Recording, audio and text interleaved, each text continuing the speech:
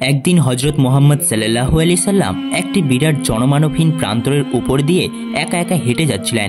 এমন সময় হঠাৎ করে আকাশের দিক থেকে একটা গম্ভীর শব্দ ভেসে আসলো। কে যেন বলছেন, হে মোহাম্মদ। হজরত মোহাম্মদ সাল্লাল্লাহু আলাইহি সাল্লাম উক্ত আহ্বান বাণী শুনে উপরের দিকে তাকিয়ে দেখতে পেলেন যে বিরাট একটা সিংহাসন শূন্যের ওপর থেকে ভেসে আসছে। এমন তাতে ফেরেশতা হজরত জিবরাইল আলাইহিস সালাম একটা বিরাট আকৃতিতে বসে রয়েছেন। হজরত মোহাম্মদ সাল্লাল্লাহু আলাইহি সাল্লাম এর আগে আর কোনোদিন ফেরেশতা হজরত জিবরাইল আলাইহিস সালামের এরূপ আকৃতি দেখেননি। এই জন্য হজরত মোহাম্মদ সাল্লাল্লাহু আলাইহি সাল্লাম ভয়ে কাঁপতে কাঁপতে বাড়ির দিকে রওনা হলেন। বাড়িতে এসে হজরত মোহাম্মদ সাল্লাল্লাহু আলাইহি সাল্লাম হজরত খাদিজা রাদিয়াল্লাহু তাআলা আনহাকে বললেন, হে খাদিজা, তাড়াতাড়ি আমার শরীর কাপড় দিয়ে ঢেকে দাও। হজরত মোহাম্মদ সাল্লাল্লাহু আলাইহি সাল্লামের কথা শুনে হজরত খাদিজা রাদিয়াল্লাহু তাআলা আনহা চাদর নিতে ঘরের ভিতরে চলে গেলেন। কিছুক্ষণ পর হজরত খাদিজা রাদিয়াল্লাহু তাআলা আনহা চাদর এনে হজরত মোহাম্মদ সাল্লাল্লাহু আলাইহি সাল্লামের শরীর ঢেকে দিলেন। ঠিক সেই সময় হজরত মোহাম্মদ সাল্লাল্লাহু আলাইহি সাল্লাম এর উপর প্রথম ওহী অবতীর্ণ হলো। অদৃশ্য থেকে এক আওয়াজ ভেসে আসলো। কে যেন হজরত মোহাম্মদ সাল্লাল্লাহু আলাইহি সাল্লামকে বলছেন, হে চাদর আবৃত লোক, উঠো এবং লোকেদেরকে ভয় প্রদর্শন করো। তোমার প্রতিপালকের গুণগান এবং তোমার পরিধানের কাপড় পবিত্র রাখো।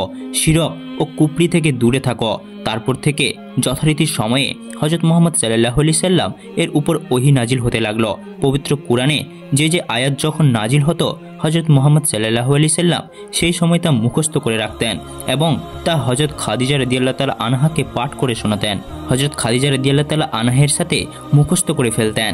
হজরত মোহাম্মদ সাল্লাল্লাহু আলাইহি সাল্লামের ওপর ইসলাম প্রচারের আদেশ এবং তার প্রাথমিক নিয়ম নাজিল হওয়ার পর একদিন হজরত মোহাম্মদ সাল্লাল্লাহু আলাইহি সাল্লাম হজরত খাদিজা রাদিয়াল্লাহু তাআলা আনহাকে বললেন, হে খাদিজা, তুমি আমার সম্পর্কে কি ধারণা পোষণ করো? তখন হজরত খাদিজা রাদিয়াল্লাহু তাআলা আনহা বললেন, আমি আপনাকে আল্লাহর নবী বলে বিশ্বাস করি। তখন হজরত নবী করিম সাল্লাল্লাহু আলাইহি সাল্লাম হজরত খাদিজা রাদিয়াল্লাহু তাআলা আনহাকে বললেন, হে খাদিজা, তবে তুমি এখনই শিরক ও কুফরি থেকে তওবা করো। নিরাকার সর্বশক্তিমান এক আল্লাহর উপরে বিশ্বাস স্থাপন করো এবং মন দিয়ে তারই ইবাদত বন্দেগী করো। তুমি পড়ো লা ইলাহা ইল্লাল্লাহ মুহাম্মদ রাসূলুল্লাহ। অতঃপর হযরত খাদিজা রাদিয়াল্লাহু তাআলা আনহা কালেমা তাইয়্যিবা পাঠ করে ইসলাম ধর্ম গ্রহণ করলেন এবং শিরক ও কুফরি থেকে তওবা করলেন। সুবহানাল্লাহ। ইসলাম প্রচারের আদেশ পাওয়ার পর হযরত মুহাম্মদ সাল্লাল্লাহু আলাইহি সাল্লাম সাফা পর্বত চূড়ায় আরোহণ করলেন। কুরাইশদেরকে লক্ষ্য করে বললেন, হে কুরাইশ জনতা, যদি আমি বলি যে তোমাদের একদল জীবন শত্রু তোমাদেরকে আক্রমণ করার জন্য পাহাড়ের পিছনে লুকিয়ে আছে, তাহলে তোমরা কি আমার এই কথা বিশ্বাস করবে? তখন কুরাইশ জনতা একসাথে সকলে বলে উঠল, অবশ্যই করব, কেননা আমরা জানি আপনি কোনো সময় মিথ্যা কথা বলবেন না, আপনি হচ্ছেন আল আমিন। তখন হযরত মুহাম্মদ সাল্লাল্লাহু আলাইহি সাল্লাম বললেন, তবে তোমরা সকলে আমার কথা শোনো। তোমরা যদি নিরাকার এক আল্লাহর উপরে বিশ্বাস না আনো, তবে তোমরা সকলে আল্লাহর গজবে পতিত হবে। হযরত মুহাম্মদ সাল্লাল্লাহু আলাইহি সাল্লামের কথা শোনা মাত্রই কুরাইশ জনতা ক্রোধে জ্বলে উঠল এবং সবাই হযরত মুহাম্মদ সাল্লাল্লাহু আলাইহি সাল্লামকে তিরস্কার করতে লাগলো। সেখানে উপস্থিত থাকা পাপী আবু জেহেল বলল, হে মুহাম্মদ, তুমি এই সামান্য ও বাজে কথাটি শোনাবার জন্য বুঝি আমাদেরকে এইরকমভাবে ডেকেছিলে? এই কথা বলে আবু জেহেল হযরত মুহাম্মদ সাল্লাল্লাহু আলাইহি সাল্লামকে অকথ্য ভাষায় গালাগালি করতে করতে সেখান থেকে চলে গেল। একদিন কুরাইশদের মজলিসে হযরত মুহাম্মদ সাল্লাল্লাহু আলাইহি সাল্লাম উপস্থিত হয়ে তাদেরকে লক্ষ্য করে বললেন, হে কুরাইশ বৃন্দ, তোমরা নিজেদের হাতে বানানো মূর্তিগুলোকে পূজা করছো, তাতে তোমাদের তো কোনো কাজই হবে না। মানুষের কোনোরূপ ভালো বা মন্দ করার ক্ষমতা ওই মূর্তিগুলোর নেই। যারা নিজেদের শরীর হতে একটা মশা অথবা মাছি পর্যন্ত তাড়াতে অক্ষম, তারা তোমাদের কি উপকার করবে? এইগুলো তো তোমরা আপন হতে বানিয়েছ। পুনরায় ইচ্ছে করলে তোমরা ওইগুলোকে ভেঙে ফেলতে পারো। তোমরা এই কথাটাকে কেন চিন্তা করো না যে যাদেরকে তোমরাই তৈরি করেছ তারা তোমাদের প্রভু হয় কিভাবে? হে কুরাইশ বৃন্দ, তোমরা আমার কথা শ্রবণ করো। এই বিশ্বজগৎ, আসমান জমিন, পাহাড় পর্বত, চন্দ্র সূর্য গ্রহ, ইনসান মানব দানব, পশু পাখি, কীট পতঙ্গ, সাগর ভূতর সবকিছুই যিনি তৈরি করেছেন তিনি আমাদের সর্বশক্তিমান মহান আল্লাহ তাআলা। তিনি আমাদের একমাত্র মহান প্রভু ও উপাস্য। তিনি যেমন সবাইকে সৃষ্টি করেছেন, সকলের মৃত্যু তিনি ঘটাবেন। বিশ্বজগতের সকল কিছুর পালনকর্তা এবং রক্ষাকর্তা মহান আল্লাহ রাব্বুল আলামিন। আমি সেই মহান সৃষ্টিকর্তা আল্লাহর প্রেরিত নবী। মহান আল্লাহ তাআলা তার আদেশ ও নিষেধ তোমাদেরকে শোনাবার জন্যই আমাকে তোমাদের মধ্যে প্রেরণ করেছেন। তাই তোমরা আমাদের কথা শুনে সেইভাবে কাজ করবে। তোমাদের ইহকাল এবং পরকালে মঙ্গল হবে। হে কুরাইশ বৃন্দ, তোমরা সকলেই সেই নিরাকার সর্বশক্তিমান আল্লাহ পাকের উপর বিশ্বাস স্থাপন করো এবং আমাকে তার নবী বলে স্বীকার করো। আমারই মাধ্যমে আল্লাহর আদেশ নিষেধ সমূহ জেনে নিয়ে সেইভাবে কাজ করো। তাহলে পরকালে তোমরা দুজখের আগুন থেকে রক্ষা পাবে এবং বেহেশত যেতে পারবে। তোমরা সবাই এই কথা মনে প্রাণে দৃঢ়ভাবে বিশ্বাস করে মুখে উচ্চারণ করো, লা ইলাহা ইল্লাল্লাহ মুহাম্মাদুর রাসূলুল্লাহ। হযরত মুহাম্মদ সাল্লাল্লাহু আলাইহি সাল্লাম এর মুখে এই কথাগুলো শ্রবণের পর তা মেনে নেওয়া তো দূরের কথা, তাদের মধ্যে থেকে কেউ হেসে বলে উঠল, মোহাম্মদ পাগল হয়ে গিয়েছে। কেউ বা ক্রোধে আগুন হয়ে বলে উঠল, কি এত বড় স্পর্ধা! তুমি আমাদের এবং আমাদের পিতা মহাদেব দেবদেবীর নিন্দা করছ? এত বড় সাহস তোমার! কোথা থেকে এলো এইসব বাজে কথা? ত্যাগ করে ঠিক হয়ে যাও, তাছাড়া আমাদের দেবদেবী নিঃসন্দেহে তোমার ভীষণ বিপদ ঘটাবে। মজলিসে আবু লাহাব ও আবু জেহেল নামক দুই কুরাইশ প্রধানও ছিলেন। তারা দুইজন হযরত মুহাম্মদ সাল্লাল্লাহু আলাইহি সাল্লামের চাচা, দুইজন লোকই ছিল জঘন্য কাফের। তারা রেগে জ্বলে ওঠে তখনই অন্যান্য কুরাইশগণকে হুকুম করল, হে কুরাইশ জনতা, তোমরা মুহাম্মদকে এখনই শায়েস্তা করো, যেন ভবিষ্যতে কখনই আর এইসব কথা বলতে সাহস না পায়।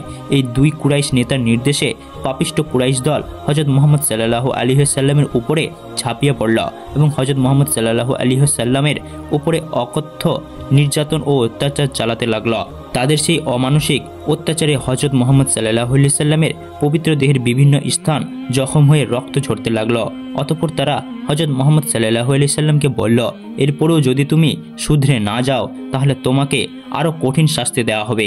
এই ঘটনার পর থেকে মক্কার অবস্থা এরকম হলো যে হযরত মুহাম্মদ সাল্লাল্লাহু আলাইহি সাল্লাম রাস্তায় বের হলেই সবাই হইল্লা করতে করতে হযরত মুহাম্মদ সাল্লাল্লাহু আলাইহি সাল্লামের পিছনে পিছনে ছুটে হযরত মুহাম্মদ সাল্লাল্লাহু আলাইহি সাল্লামের উপরে ঢিলা ছুঁড়ে মারতে লাগলো। কেউ বা হযরত মুহাম্মদ সাল্লাল্লাহু আলাইহি সাল্লামকে পাগল মনে করে হো হো করে হাসতে লাগলো। হযরত মুহাম্মদ সাল্লাল্লাহু আলাইহি সাল্লাম নামাজ পড়তে আরম্ভ করলে হযরত মুহাম্মদ সাল্লাল্লাহু আলাইহি সাল্লামের শরীরে ধুলা মাটি ছিটিয়ে দিতে লাগলো। কেউ বা মরা জীবজন্তুর নাড়ি ভুড়িয়ে এনে হযরত মুহাম্মদ সাল্লাল্লাহু আলাইহি সাল্লামের গলায় ঝুলিয়ে দিতে লাগলো। হযরত মুহাম্মদ সাল্লাল্লাহু আলাইহি সাল্লাম যেই পথ দিয়ে চলাফেরা করতেন সেই পথের মাটির মধ্যে কাটা ফুটিয়ে রাখতে লাগলো। মহানবী হযরত মুহাম্মদ সাল্লাল্লাহু আলাইহি সাল্লাম এসব অত্যাচার নীরবে সহ্য করে চললেন। তিনি কাউকে কিছুই বললেন না এবং তাদের উপর অসন্তুষ্ট হলেন না। তিনি কেবল ভাবছিলেন যে এরা বুঝে না, তাই তারা এমন করছে।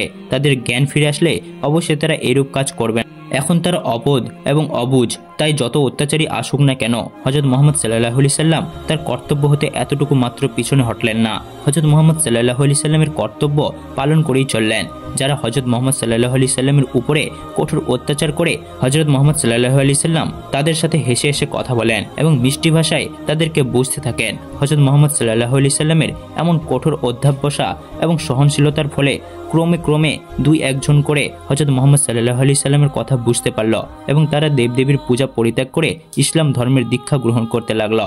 হযরত আলী রাদিয়াল্লাহু তাআলা আনহু, হযরত আবু বকর রাদিয়াল্লাহু তাআলা আনহু, হযরত জায়েদ রাদিয়াল্লাহু তাআলা আনহু, হযরত উসমান রাদিয়াল্লাহু তাআলা আনহু, হযরত তালফা রাদিয়াল্লাহু তাআলা আনহু, জুবাইর রাদিয়াল্লাহু তাআলা আনহু প্রমুখ ব্যক্তিবর্গ ইসলাম ধর্ম গ্রহণ করলেন। দুই একজন করে বৃদ্ধি পেতে পেতে কিছুদিনের ভেতরে হযরত ওমর রাদিয়াল্লাহু তাআলা আনহু ইসলাম গ্রহণ করা সহকারে ক্রমাগত মুসলমানের সংখ্যা 40-এর কোঠায় পৌঁছালো। যখন অনেকেই হযরত মুহাম্মদ সাল্লাল্লাহু আলাইহি সাল্লামের কথা মেনে নিয়ে ইসলাম ধর্ম গ্রহণ করতে শুরু করলেন তখন কুরাইশগণ কিছুটা উদ্বিগ্ন হলো। তারা যখন দেখলো যে ব্যাপারটা গুরুতর হয়ে উঠেছে তখন তাদের ভেতর থেকে একজন বলল, মুহাম্মদকে আমরা এমন কষ্ট দিচ্ছি, এতে রকমের অত্যাচার করছি, তথাপি মুহাম্মদ তার রাস্তা থেকে এক চুল পরিমাণ কোনো পিছু হচ্ছে না। এই অবস্থায় এখন কি করা যায়? তাহলে কি আমাদের পূর্বপুরুষদের ধর্ম দুনিয়া থেকে বিলীন হয়ে যাবে? অতঃপর সবাই এই বিষয় নিয়ে চিন্তিত হয়ে পড়লেন। তারা সবাই এই বিষয় নিয়ে দারুণ অস্তিত্ব বোধ করলেন। হযরত মুহাম্মদ সাল্লাল্লাহু আলাইহি সাল্লামকে এই পথ হতে কি করে বিরত রাখা যায় সেই বিষয়ে তেমন একটা পন্থা খুঁজে পেল না। তবু তাদের যুক্তি ও পরামর্শ পুরোদমে চলতে লাগলো।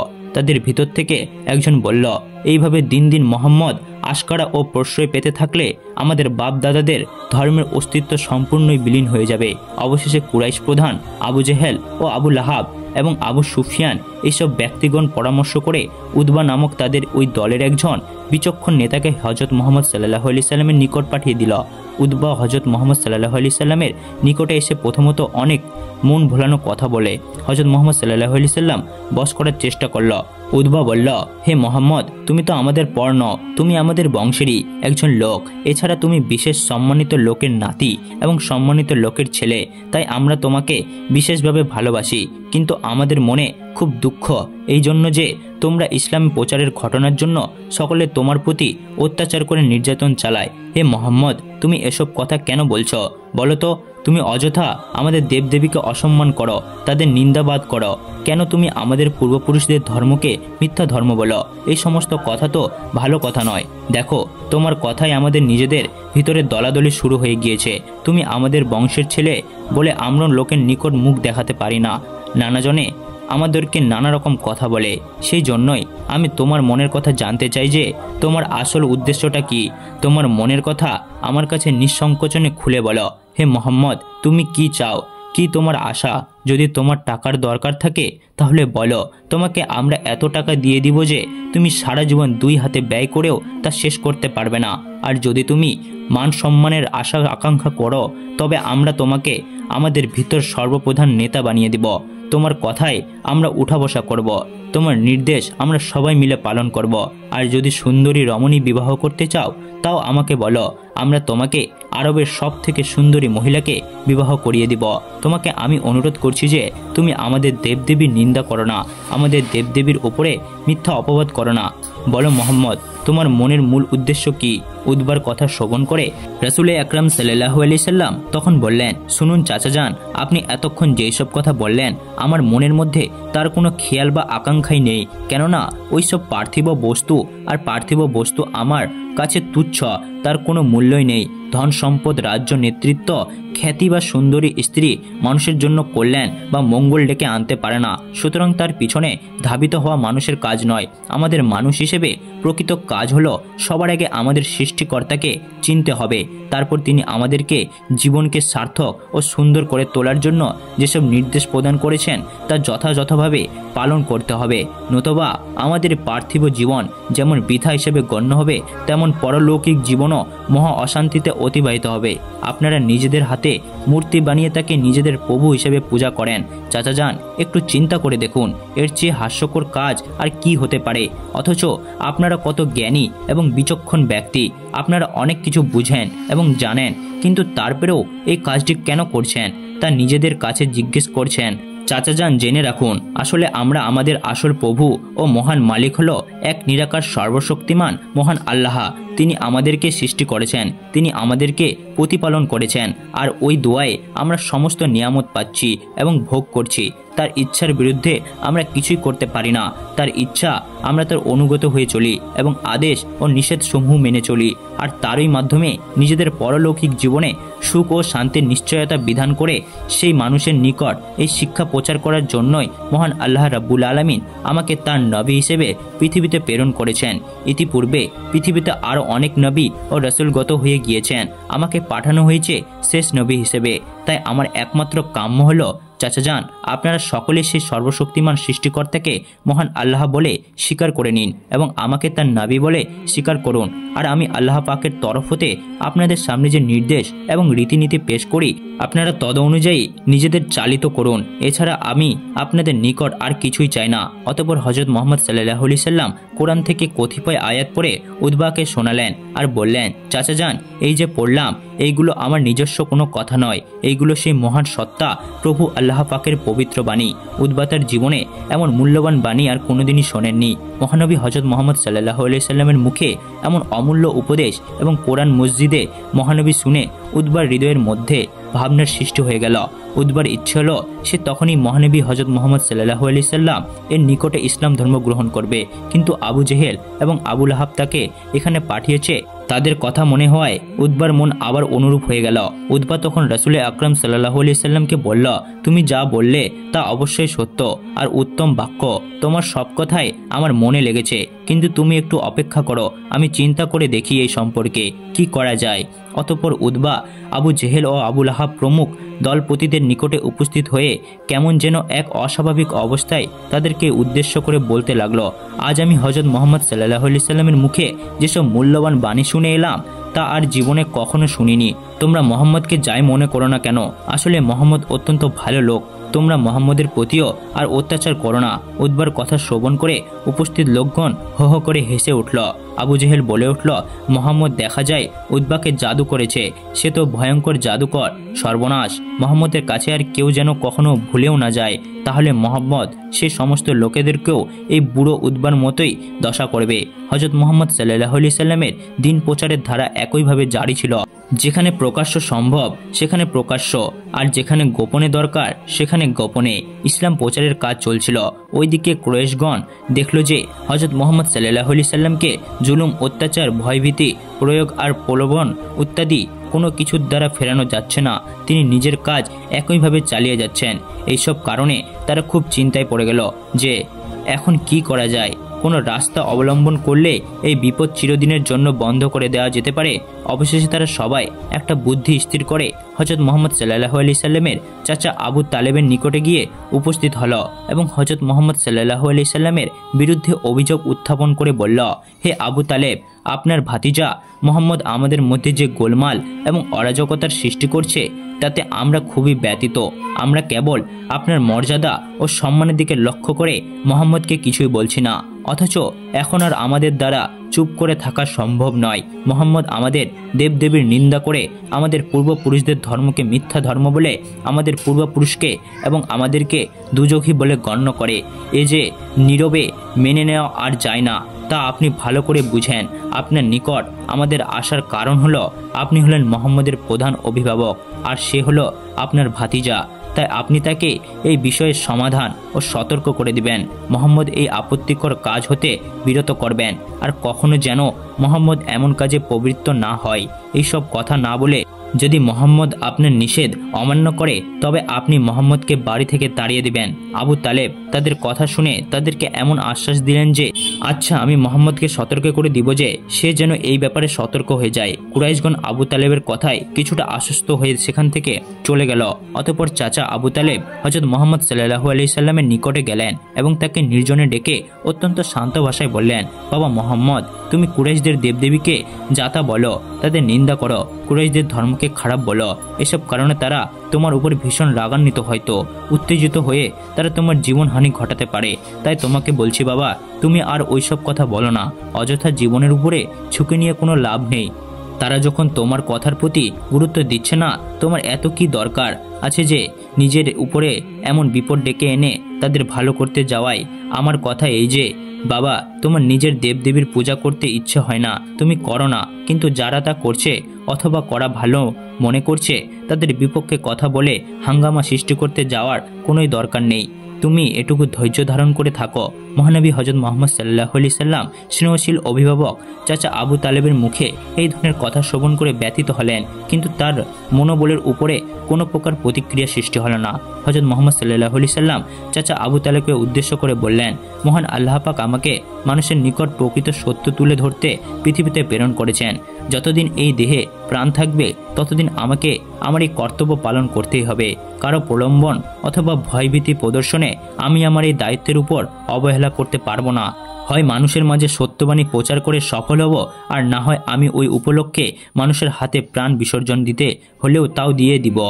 আর চাচা যান, অবশ্য আপনি আমার জন্য অনেক কষ্ট করেছেন, অনেক ত্যাগ স্বীকার করেছেন, অনেক দুঃখ কষ্ট সহ্য করেছেন। আপনিও আমার একমাত্র প্রকৃত শুভাকাঙ্ক্ষী এবং প্রধান অভিভাবক। আপনার এই বিরাট ঋণ আমার নিকট চিরস্মরণীয় হয়ে থাকবে।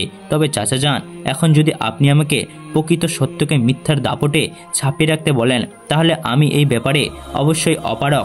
এই পরিস্থিতিতে আপনি যদি আমাকে নিয়ে নিজেকে অস্থির বোধ করেন তাহলে আমার কোনো কিছুই করার নেই, কিন্তু যে কোনো অবস্থাতে আমাকে সত্যবাদী হয়ে থাকতেই হবে। হযরত মুহাম্মদ সাল্লাল্লাহু আলাইহি সাল্লামের মুখে এমন দৃঢ় প্রত্যয়ের প্রতিজ্ঞার কথা শ্রবণ করে আবু তালেব তার ভাতিজার উপর এতটুকু মাত্র বিরক্ত বা অসন্তুষ্ট না হয়ে বরঞ্চ অত্যন্ত খুশি হলেন। কেননা আবু তালেব পূর্ব হতেই জানতেন যে তার ভাতিজা মুহাম্মদ সত্যি মহান আল্লাহর শেষ পয়গম্বর। আবু তালেব ভাতিজা হযরত মুহাম্মদ সাল্লাল্লাহু আলাইহি সাল্লামকে সম্বোধন করে বলে উঠলেন, ঠিক আছে বাবা মুহাম্মদ, তুমি তোমার প্রতিজ্ঞায় অবিচল থেকে কর্তব্য সাধন করে যাও। অবশ্যই মহান আল্লাহ পাক তোমাকে সাহায্য করবেন। আর আমি তোমাকে প্রতিশ্রুতি দিচ্ছি যে যতদিন এই আবু তালেব বেঁচে থাকবে ততদিন কারো সাধ্য হবে না যে তার ভাতিজা মুহাম্মদের উপরে হাত স্পর্শ করে। ওইদিকে আবু তালেবের আশ্বাস পেয়ে কুরাইশগণ মনে করছিল যে মহানবী হযরত সাল্লাল্লাহু আলাইহি সাল্লাম এখন থেকে তার প্রচারণা বন্ধ করে দিবে। তাদের দেবদেবীর সম্পর্কে আর কোনো কথা বলবে না। কিন্তু দেখা গেল যে হযরত মুহাম্মদ সাল্লাল্লাহু আলাইহি সাল্লাম তার ধর্মের প্রচারের কাজ একই রকমভাবে চালিয়ে যাচ্ছেন এবং দেবদেবীর সম্পর্কে বাজে মন্তব্য এখনই করছেন। সুতরাং কুরাইশগণ মহানবী হযরত মুহাম্মদ সাল্লাল্লাহু আলাইহি সাল্লামের উপর আবারও ক্ষেপে উঠল। এবার তারা শুধু একা হযরত মুহাম্মদ সাল্লাল্লাহু আলাইহি সাল্লামের উপরে নয়, তার অনুসারী এবং দিন ইসলাম গ্রহণকারী নও মুসলিমদের উপরও মারমুখী হয়ে উঠল। এবার তারা সেখানে যাকে সুযোগ মতো পেত অকথ্য আর অসমীয়ভাবে সেখানে তাকে নির্যাতন করতে লাগলো। মক্কার সকল কুরাইশগণ সেখানে শত্রু, যেখানে একাকী আবু তালেবের তাদের বিরুদ্ধে আর কি বা করবেন। মহানবী হযরত মুহাম্মদ সাল্লাল্লাহু আলাইহি সাল্লাম যদি কুরাইশদের প্রতিনিধি উদ্বার প্রস্তাবে রাজি হতেন, তাহলে তো হযরত মুহাম্মদ সাল্লাল্লাহু আলাইহি সাল্লাম রাজার হালে থাকতে পারতেন। সমস্ত লোক তার অনুগত এবং বাধ্যগত হয়ে থাকত। মহানবী হযরত মুহাম্মদ সাল্লাল্লাহু আলাইহি সাল্লামের সুখ আর শান্তির জন্য আর কোনো অভাব থাকতো না, কিন্তু তার জন্য তা সম্ভব হলো না। তিনি গ্রহণ করলেন বিপদ, সংকলন এবং কণ্ঠকাঙ্ক্ষীন পথ। তিনি যে জগতে আগমন করেছেন এই উদ্দেশ্যে মানুষকে দিনের আলো দেখাতেই হবে, তাতে তার যতই বিপদই আসুক না কেন। পক্ষান্তরে কাফির কুরাইশগণ হিংস্র পশুর মতো হযরত মুহাম্মদ সাল্লাল্লাহু আলাইহি সাল্লামের এবং ইসলাম ধর্ম গ্রহণকারীদের উপর তাদের নির্যাতনের অগ্রাসন ভীষণভাবে বিস্তার করল। বিশ্বনবী হযরত মুহাম্মদ সাল্লাল্লাহু আলাইহি সাল্লামের প্রচারণা থামাতে কুরাইশগণ কোনো নতুন মুসলমানকে চাবুকের আঘাতে সর্বশরীর জর্জরিত ক্ষতবিক্ষত করতে লাগল। কাউকে বা দ্বিপ্রহরের প্রচণ্ডে রৌদ্রতাপে উত্তপ্ত বালুকার উপর চিৎ করে শুয়ে বুকের উপর ভারী পাথর চাপা দিয়ে রাখতে লাগল। শরীরের চামড়া ধারালো চাকু দিয়ে চিড়ে ফেলে তাদের লবণ মাখিয়ে দিত। কাউকে বন্দি করে ধারাবাহিকভাবে 7 থেকে 5 দিন পর্যন্ত খোরাক বন্ধ করে তাদেরকে ইসলাম ধর্ম ত্যাগ করার জন্য চাপ দিতে লাগলো। তবে মহান আল্লাহ রাব্বুল আলামিনের কি মহিমা! তাদের মনোবল এবং ঈমান এমনই সদৃঢ় ছিল যে তাদের প্রতি যত অত্যাচারী হোক না কেন, তারা মৃত্যুবরণের প্রস্তুত হলেও তবু প্রাণের ধর্ম ইসলামকে পরিত্যাগ করতে রাজি হলো না। সুবহানাল্লাহ। একদিন রাসূল আকরাম হযরত মুহাম্মদ সাল্লাল্লাহু আলাইহি সাল্লাম কাবা ঘরের প্রাঙ্গণে বসে উপদেশ দানে লিপ্ত ছিলেন। তিনি বলছিলেন, আসমান জমিন, চন্দ্র সূর্য, গাছপালা, পাহাড় পর্বত, জিন ইনসান, পবিত্র সবকিছুর সৃষ্টিকর্তা মহান আল্লাহ পাক। তিনি নিরাকার, সর্বশক্তিমান এবং অদ্বিতীয়, উপাসনার যোগ্য। শুধু তিনি মূর্তি পূজা করা একেবারে নির্থক মূর্তিকারও কোনো ভালো বা মন্দ করতে পারে না। ঠিক এই মুহূর্তে একদল কাফের ছুটে এসে হযরত মুহাম্মদ সাল্লাল্লাহু আলাইহি সাল্লামকে নির্দয়ভাবে প্রহার শুরু করল। এই অবস্থা দেখে হযরত হারেস নামের জৈনিক মুসলমান দৌড়ে এসে রাসূল আকরাম সাল্লাল্লাহু আলাইহি সাল্লামকে কাফেরদের হাত হতে রক্ষা করার চেষ্টায় অবতীর্ণ হলেন। কিন্তু কাফেরগণ সংখ্যায় ছিল অনেক এবং তারা প্রত্যেকেই ছিল সশস্ত্র। তবুও অপ্রাণ চেষ্টা করে সাহাবী হযরত হারেস রাদিয়াল্লাহু তাআলা আনহু রাসূল আকরাম হযরত মুহাম্মদ সাল্লাল্লাহু আলাইহি সাল্লামকে তাদের হাত হতে কোনো প্রকার উদ্ধার করলেন, কিন্তু নিজেকে আর কোনোভাবে রক্ষা করতে পারলেন না। কাফেরদের হাতে তিনি শহীদ হয়ে গেলেন। এই হারেস রাদিয়াল্লাহু তাআলা আনহু ছিলেন ইসলামের প্রথম শহীদ। সুবহানাল্লাহ। তো প্রিয় দর্শক, ভিডিওটিকে ভালো লাগলে অবশ্যই একটি লাইক ও সাবস্ক্রাইব করবেন এবং আপনাদের প্রিয়জনের সাথে ভিডিওটিকে অবশ্যই শেয়ার করবেন। আজকের মতো এখানেই। খোদা হাফেজ।